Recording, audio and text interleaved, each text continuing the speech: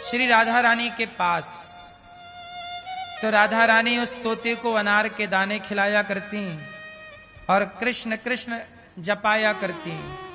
कहो मिट्ठू श्री कृष्ण कृष्ण कृष्ण। वो तोता कृष्ण कृष्ण बोलता पढ़ता। एक दिन क्या हुआ कि वो तोता पक्षी था, पक्षी स्वभाव था, फुर्र से उड़ गया। मौका मिला उड़ने का, पिंजरा खुला रह गया या कुछ भी, उड़ गया। उड़ता उड़ता कहां पहुंचा? नंद भवन में, नंद बाबा के यहां, जहां भगवान कृष्ण अपने सखाओं के संग खेल रहे थे। तो वहां तोता बैठा और वो पढ़ा क्या था? कृष्ण। तो कृष्ण कृष्ण बोला तो कन्हैया के सखाओं ने कहा ये तो प्रभु आपको पुकार रहा। तो जाके बच्चों ने तोते को पकड़ लिया और पकड़ के पिंजरे में डाल दिया। अब वो तोता बड़ा प्यारा कृष्ण कृष्ण बोले, सब लोग बड़ा सुख पा रहे हैं कि ये कृष्ण कृष्ण जप रहा है। लेकिन वहां राधा रानी व्याकुल हो गई कि मेरा वो तोता कहां चला गया। श्री राधा रानी व्याकुल हो गई और कृष्ण कृष्ण कहने वाले उस तोते को पुकारने लगी, कहां मेरा शुक, कहां मेरा शुक, हा सुख शुक शुक, कहां चले गए तुम? पिता से कहा, श्री वृषभानु जी ने सेना तैयार की, देखो भाई वो तोता कहां है। सेना तैयार हुई ढूंढने के लिए तोते को। राधा रानी ढूंढ रही हैं, सखियां ढूंढ रही हैं। सोचिए वो तोता कितना भाग्यशाली है, उस तोते को खुद श्री राधा रानी खोज रही हैं। चल पड़ी, पता लगा कि वो तो नंद महल में है। वृषभानु जी गए, लोग गए, राधा रानी भी पहुंची। कहा ये तोता हमारा है। कन्हैया बोले, कन्हैया के मित्र बोले नहीं नहीं ये तो हमारा है, ये तो हमने पकड़ा है। राधा रानी बोली हमारा है। कन्हैया के मित्रों ने कहा हमारा है। अब कौन निर्णय करे कि ये तोता किसका है? तब कहा वृषभानु जी ने कि चलो तोते से ही पूछ लेते हैं कि भाई तू ही बता किसका है। तो नंद बाबा और वृषभानु जी ने पूछा कि तोता शुक बताओ तुम किसके हो?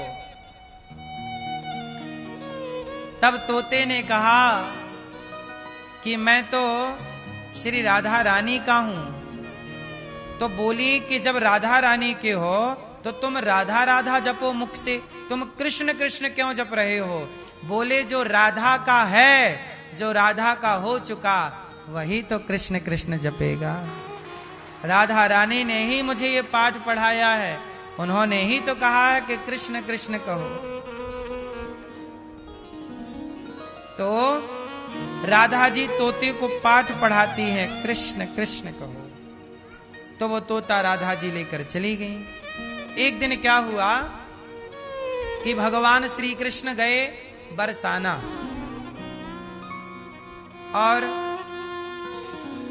बरसाने में भगवान कृष्ण ने अपने मित्रों के साथ और राधा रानी अपनी सखियों के साथ इन्होंने लुका छिपी का खेल खेला। चलो खेल खेलते हैं। आप लोगों ने बचपन में खेल खेला लुका छिपी? छिप जाते हैं फिर ढूंढते हैं, पहला ये दूसरा ये तीसरा। तो राधा रानी पहले भगवान कृष्ण छिपे, उनकी टोली छिपी और दाम पड़ा राधा रानी पर। तो राधा रानी दाम दे रही हैं। अब वो ढूंढ रही हैं श्री राधा रानी कृष्ण को। तो राधा रानी ने तो बहुत कम टाइम पे ढूंढ लिया, कृष्ण ये, मनसुखा ये, श्री दामा ये, मधुमंगल ये, सबको खोज लिया। अब बारी आई राधा रानी के छिपने की और प्रभु पे दाम पड़ा भगवान कृष्ण पर।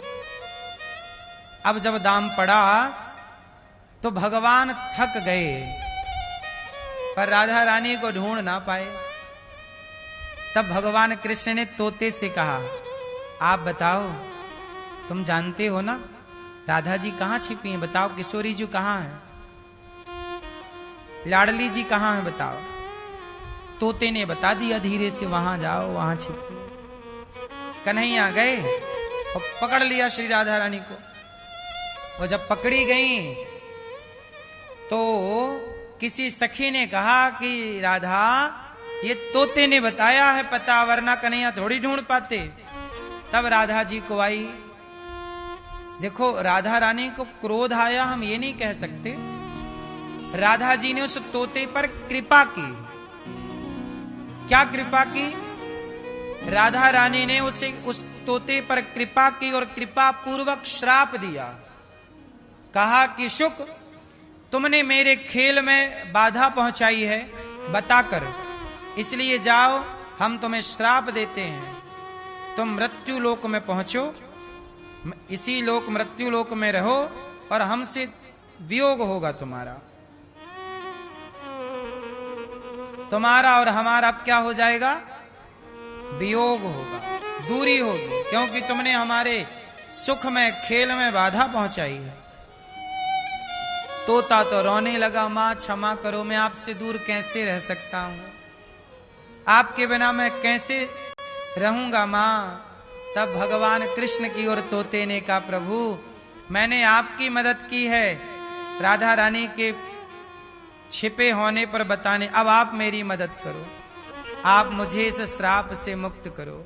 तब भगवान कृष्ण बोले, तोता ये श्राप नहीं है, ये कृपा है, ये मेरी मर्जी है कि आप जाओ और आप सुखदेव जी बन करके जाओ और मेरा और राधा रानी के प्रेम का संसार में प्रचार करो भागवत के रूप में, क्योंकि आपसे बढ़िया हमारा प्रचारक कोई हो नहीं सकता, जो आप सब कुछ समझते हो, जानते हो, और आप जाना इस धरा पर कृष्ण नाम का, भागवत जी का, राधा नाम का प्रचार करना। और वही सुखदेव भगवान, वही तोता श्राप के कारण सुखदेव भगवान के रूप में प्रकट हुए और इन्होंने भागवत सुनाई परीक्षित जी को, जहां राजा परीक्षित जी का उद्धार भागवत जी से हुआ। और फिर वही भागवत परीक्षित जी के द्वारा, जब पहली बार सुखदेव जी के द्वारा परीक्षित ने सुनी, वही भागवत फिर इस धरा पर आज भी जीवित है। और वही ये दास आपको सुना रहा है, वही गुरुजनों ने दास को सुनाया और पढ़ाया। तो ये भागवत देखिए कहां से प्रकट हुई, वही तोता क्या बने? सुखदेव जी। और कहा भगवान ने कि जब आप भागवत श्रवण करा दोगे, भागवत का प्रचार कर दोगे, तो राधा जी के श्राप से मुक्त हो जाओगे, फिर सदा सदा के लिए आप गौलोक धाम विराजोगे। आपने ध्यान से देखा होगा, श्री राधा रानी किशोरी जी के पास शुक जरूर होता है, तोता। तो ये कोई सामान्य नहीं है सुखदेव जी, साक्षात भगवान कृष्ण ही सुखदेव बन करके, भगवान सुखदेव बन के प्रकट हुए। तत्रा भवद भगवान व्यास पुत्रो, तो ये भगवान व्यास, भगवान ही व्यास पुत्र बन करके प्रकट हो गए। किसके लिए? राजा परीक्षित जी को श्राप लगा है संत का, एक संत का श्राप लगा है, तो श्राप को कौन काटेगा? कहते हैं अश्वत्थामा ने ब्रह्मास्त्र चलाया, तो ब्रह्मास्त्र को भगवान की कृपा रूपी सुदर्शनास्त्र ने काट दिया। लेकिन जब ब्राह्मण का श्राप लगा, तो श्राप को कौन काटेगा? बोले भागवत श्रवण किया तो श्राप कट गया परीक्षित जी का, और श्राप से मुक्त होकर परीक्षित जी की परम गति हो गई। तो भागवत जी वह है जो श्राप से भी मुक्ति मिलती है। ये मानवः पाप कृतस्तु सर्वदा सदा दुराचार रता विमार्ग गाहा, क्रोधाग्नि दग्धः कुटिलाश्च कामिनः सप्ताह यज्ञेन कलौ पुनन्तिते। कितना भी बड़ा पापी हो, कोई भी पाप आपने जाने अनजाने में किया हो, इसलिए तो कहते हैं कि जब भागवत आप सुनते हैं, आप अपने पितरों के लिए, पूर्वजों के लिए भागवत का अनुष्ठान पोथी पाठ कराते हैं, तो आप और आपके पूर्वज हर पाप से मुक्त होकर भगवान के धाम जाने के अधिकारी हो जाते हैं। ये भागवत जी का वचन है। भागवत सुनने वाले की दुर्गति नहीं हो सकती, अधोगति नहीं हो सकती। आप लोग जितने लोग भागवत सुन रहे हैं, आपकी कभी अधोगति नहीं हो सकती। ये हो सकता है कि आपने पाप किए हो तो पाप का दंड आपको मिल सकता है, लेकिन आप पूर्ण समर्पण कर दो तो वो भी क्षमा हो जाएगा। पर समर्पण पूरा नहीं भी हो पाया और चूंकि आपने भागवत सुनी है तो आप वो कर्मों का फल भोग के मोक्ष के ही अधिकारी बनोगे। क्योंकि गीता में एक वाक्य लिखा है, अवश्यमेव भोक्तव्यम। और दूसरी बात ये भी लिखी है कि अहम त्वा सर्व पापेभ्यो मोक्षयिष्यामि मा शुचः। देखो, दो बातें हैं।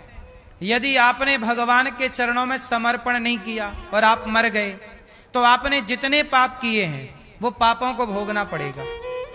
और यदि भागवत सुनी है तो पापों को भोगने के बाद आपको मोक्ष मिलेगा, क्योंकि भागवत सुनी। समर्पण नहीं किया तो पाप खड़े रहेंगे, भोगना पड़ेगा। पर यदि मृत्यु के पहले आपने आत्मसमर्पण कर दिया प्रभु के चरणों में, पूर्ण रूप से समर्पण कर लिया, तो पाप समाप्त हो जाएंगे, फिर आपको भोगना नहीं पड़ेगा और आप सदगति आपकी मिलेगी। इसलिए कहता हूं कि भक्तों का पहला लक्षण है समर्पण। सन्मुख हो ही जीव मोहि जबहि, जन्म कोटि अघना सहित तबहि। क्या बात कही है, समझो। जन्म कोटि, कोटि जन्म का मतलब क्या हुआ? कोटि मतलब, कोटि मतलब करोड़ों, कोटि मतलब जोर से, जोर से, करोड़ों। तो अब पूरी बात सुनो। सन्मुख हो ही जीव मोहि जबहि।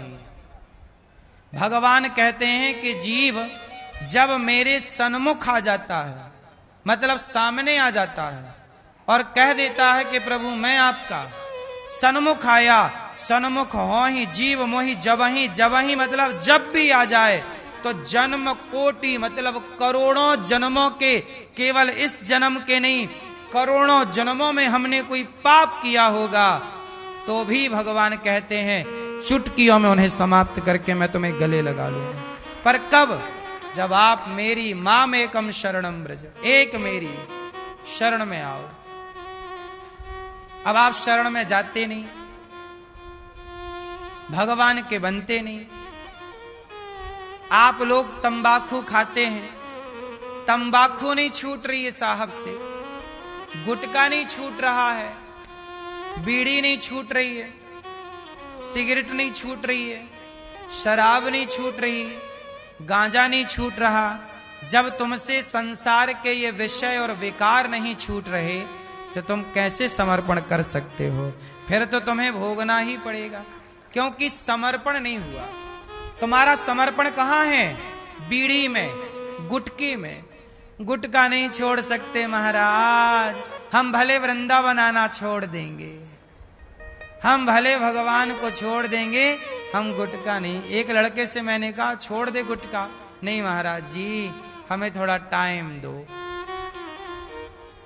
गुटका नहीं छोड़ेंगे।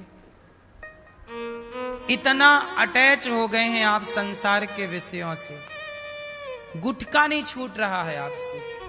सोचिए किस तरह के गुलाम बन गए आप। ऐसी गुलामी जैसी गुटके की ऐसी गुलामी कन्हैया की कर लेते ना साहब भगवान की, तो आप अमर हो जाते, आपकी 50 पीढ़ियां तर जाती। जितना अटैचमेंट गुटके से है, गुटके के बिना जी मचला रहा है, ऐसे भजन के बिना जी मचलाने लग जाए। गुटके की तलप लग रही है, ऐसे भगवान के दर्शन की तलप लगने लग जाए, तो आप ही भगवान के रूप में समाज में प्रतिष्ठित हो जाओगे। इतनी लगन लग जाए तो समाज आपको पलकों पर बिठा लेगी, यदि आप इस तरह का समर्पण कर लें।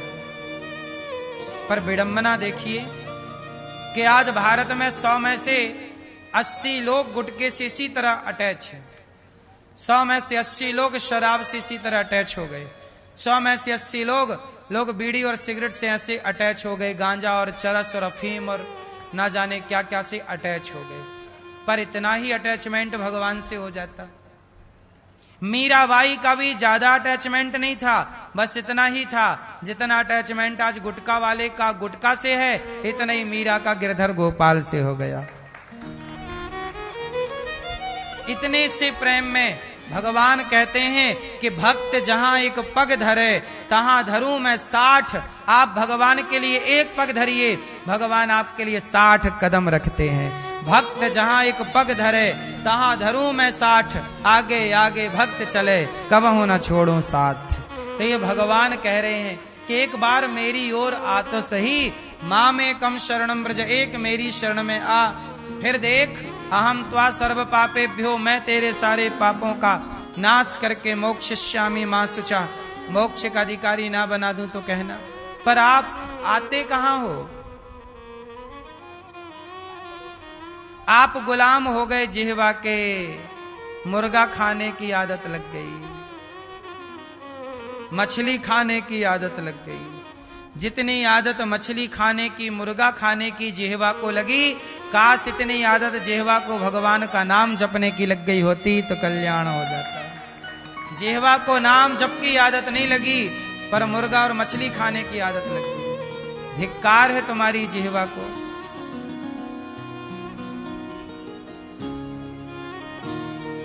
धिक्कार है तुम्हारी उन आंखों को जो भगवान को नहीं देखती, संसार की सुंदरता में उलझी रहती। देखना है तो भगवान को देखो। धिक्कार है उन कानों को जो कान केवल प्रपंच सुनने के लिए है, जो कथा नहीं सुनते। धन्य है वो कान जो भगवान की कथा में लगे रहते हैं। धन्य है उनकी आंख जो भगवान के दर्शन में लगी रहती है। धन्य है आप लोगों के पांव कि आपके पांव चलकर वृंदावन की ओर आए। धन्य है आपका हृदय कि आप अपने हृदय में भगवान को बिठा रहे हैं। इसलिए मेरी मां, संसार की वासना, संसार की वस्तुएं आपके भीतर इतने प्रभावी ना हो जाएं कि आप भगवान को ही भूल जाएं। हावी मत होने दीजिएगा।